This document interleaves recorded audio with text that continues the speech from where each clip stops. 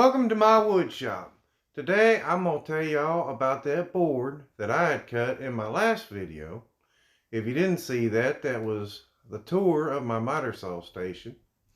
And this cedar is some cedar I picked up, about a year ago or so. And I didn't do a very good job with the selection of these boards. They have got a lot of imperfections in them, and I can't really use them for what they were earmarked for. So I have some other ideas for them, and that's what we're going to be doing today. See, I have three main hobbies, two of which I really enjoy. One of them kind of feels like a job. So stick around, I'll tell you about that third one here in a little while. But the two that I really enjoy, I'm kind of bringing together in my shop. Now, obviously, one of them is woodworking, is what you see me doing here. And because these boards are so bad, I want to use them to display my other hobby. See, the displays I'm talking about are currently being displayed in my bedroom. And there are only two things that I like to do in my bedroom. And keeping this with a little bit of a G rating, the main one is sleep. So being displayed in the bedroom doesn't really help. One of the main points that I want to bring up in this video is when you incorporate non-woodworking things into a woodworking shop, you don't want to take away any space from any possible tool locations. And so you have to find the dead space in your shop. Now, dead space is space that is either unreachable, uncomfortable to reach, or things that you're going to need a ladder, or places that you're going to need a ladder, or just have to stretch in awkward situations to be able to, well, reach. So I want to fill up the dead space with the displays from my other hobbies. So we need some shelves. And that is where that cedar comes in.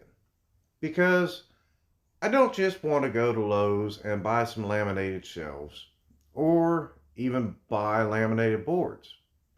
See, I paid about 20 bucks for each one of these cedar boards that were roughly 10 feet long, 12 inches wide, and about 5 to 6/4 thick, depending on how he cut them. And, well, the cedar is very pretty, and it's live edge. So I kind of felt like doing some live edge shelves in my shop to display this other hobby. So are live edge shelves necessary in a wood shop? Well, the answer is no. Is this cedar cheaper than laminated shelving from Lowe's or Home Depot? Again, the answer is, well, no. Plus, I'm adding shelf brackets that are about $10 a piece. Which means this is not how to build shelves on a budget, because if it was, I would already have screwed that up. What this video is, I guess, is more of an inspirational video on how you can make your shop look nice. Because if you spend a lot of time in your shop like I do, why shouldn't it be nice? Why should all the nice shit be in the house and you come out and look at a raggedy shop? Well, you shouldn't. When you come out to your shop, you should be inspired to build things, and I feel like this is what I have achieved in my shop so far. This corner is where my drill press sits, and above the drill press is what I had mentioned earlier, dead space. Because my drill press sits out about 2 feet from the wall and is roughly about 5 feet tall. So reaching over top of the drill press to access any tools really is not comfortable at all. And since that TV is there, it's just even more in the way. So this corner is pretty much all dead space behind the drill press. And this is going to be the first place I start with my display shelves. So let's go ahead and talk about hobby number 2. Hobby number two started about 4 years ago when my daughter bought me a Star Wars Lego helmet to put together. And since then, she has bought me 8 more Lego helmets to go along with that first one, along with a couple of other Lego sets that are, well, pretty large, honestly. And my wife has bought me a couple of Lego sets and some other Star Wars memorabilia. And I think displaying it in my shop, or my man cave, so to say, is the best place for them. Now, what you're watching here is me fumbling around with screws because I'm too cheap to buy a magnetic bit. It was also done back in November of 2024, and it is now January of 2025. So that means we have surpassed Christmas. And with Christmas came another Lego set. And it is a very large Lego set, like in the top 10 of Lego's largest sets. So these two shelves that I'm fitting to put in this corner are probably going to change. So just stay tuned and you will see how that changes. Everyone knows that a wood shop is ever changing. Wait, let's go ahead and take a look at this real quick. If you look there above that paper towel holder, you can see there is nothing displayed up there yet. We're going to fix that. That's some more of that dead space I was talking about. Anyway, back to change. Wood shops are ever changing. Just because I put this shelf up here today does not mean that it's going to be there next year.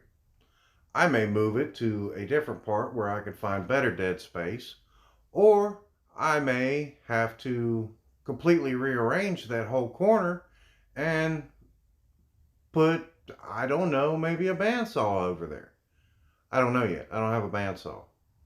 But either way, today's projects in your shop don't have to be permanent. You don't have to think of them as being permanently placed there. The nice thing about my shop is it's all done in pallet wood. So if I put screws in this wall, I don't have to worry about taking them down because they already have nail holes visible. It just adds to the character of my shop. So I don't mind moving stuff at all. So let's talk about this new Lego set I got. Now, this thing is massive. When I brought it out to my shop for the first time, it had been sitting on my stove for like 2 days after I got it built. It took me 31 hours to build it. 6,180 pieces. This set in display form is 28 inches long from the tip of the tail to the tip of the guns. It is also 20 inches wide from edge of the engine to edge of the engine. So I set it on my toolbox to take a look and see how it would look to go above the toolbox. And I had thought about putting it where that paper towel holder is right now. Move the paper towel holder out of the way and build an enclosed plexiglass display case for it. But then I wouldn't be able to access it. And not only that, being right over the toolbox like it would be, it kind of causes headaches, so to say. I hit my head a lot and I can just see me hitting my head on that for sure. So that was kind of out of the question. And putting it on a 12-inch shelf wasn't going to happen either, because you got about 8 inches from the wall before it even touches one of the legs to stand on. So not really an option. Then I started to spin around. I looked around my shop and I looked around my shop trying to find dead space to put this in. Now at this point, I had really already had those first 2 shelves set up nicely in the corner. I was really happy with the way they had looked. Everything sat there nice. It didn't look cluttered. I was feeling pretty good about what I had done. Now, the Jasper engine sign there in the corner doesn't really fit the theme very well, but I didn't really have a need to move it at the moment. So I went on to the next shelf, and I got that one all set up the way I wanted it. Well, at least the way I thought I wanted it. Because you see to the left over there, we have the clone troopers and Darth Vader. Now, it actually fit really well on that little shelf that I had built, also out of cedar by the way. But those are in a dust-proof case, and I am getting a terrible glare. So even when I sit there, I can't see them because the glare is so bad. So let's switch gears here a little bit. What you see here is me doing a piss poor job of trying to drill a hole for that water pipe in the corner to go through. This Forstner bit is very dull. I definitely should have stopped and either went and bought a new one or used a hole saw bit. It would have been much easier. Not to mention I completely blew that end out, and we'll fix that later when we do the sanding. Good thing this is a shop project and not something for a customer. I'm sure they'd be a little aggravated. So just in case you did not see me cut that other board, in the last video, I will cut this one in the same fashion that I had cut that one.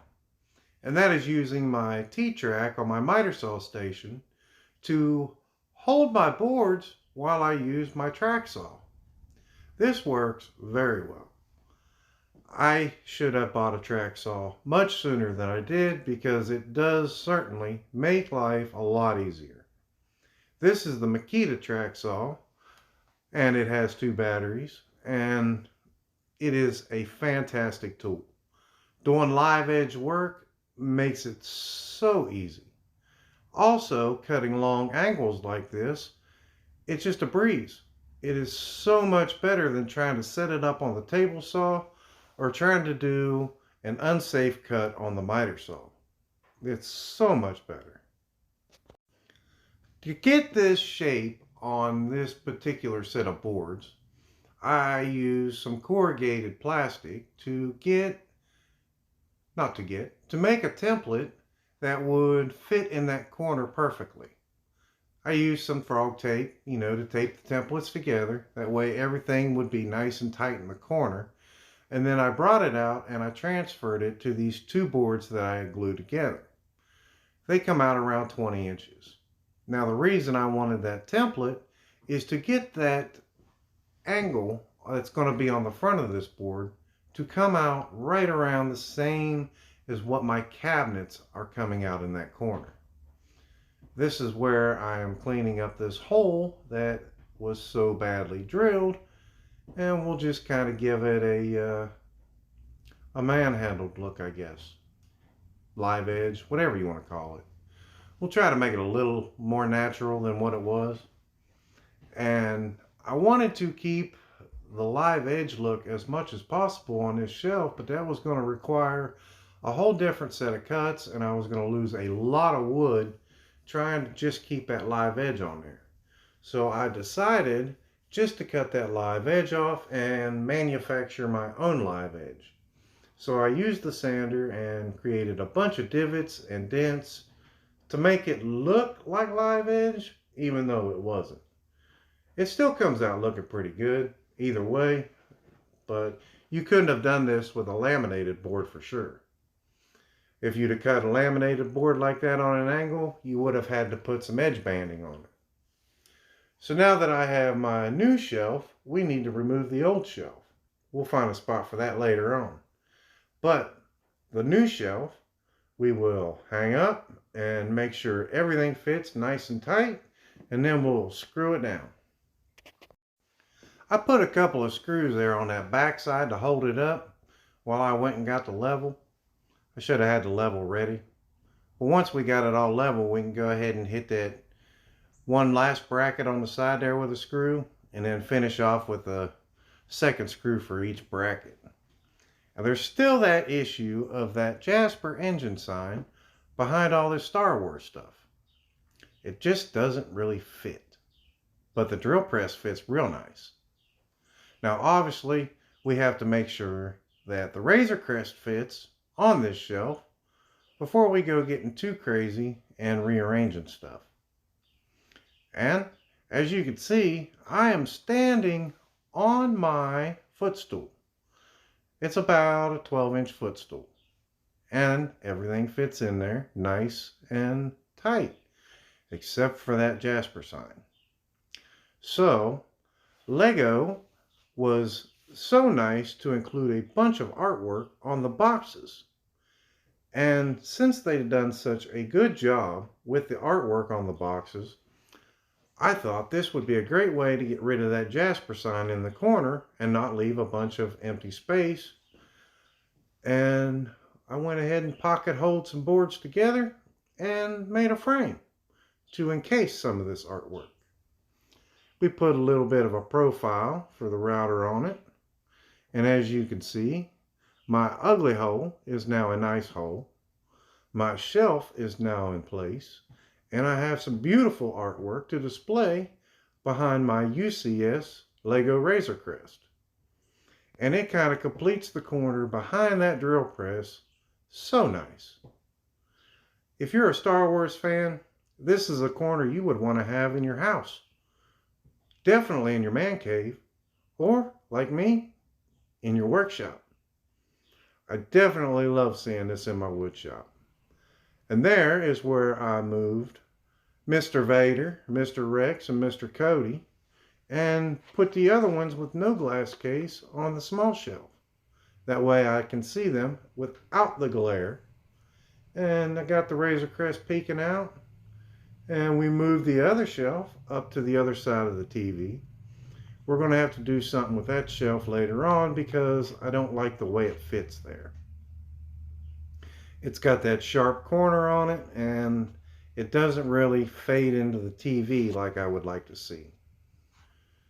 Everything on that wall so far is looking like it's going to be pretty permanent. That third hobby I was telling y'all about is bounty hunting. And it's a very hard job. No, I was just kidding. I'm not really a bounty hunter. But I do make YouTube videos for y'all. And that gets a little extra, we'll say.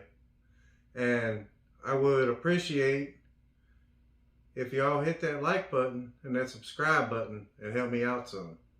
Because even though it's a hobby, eventually I would like for it to be a career.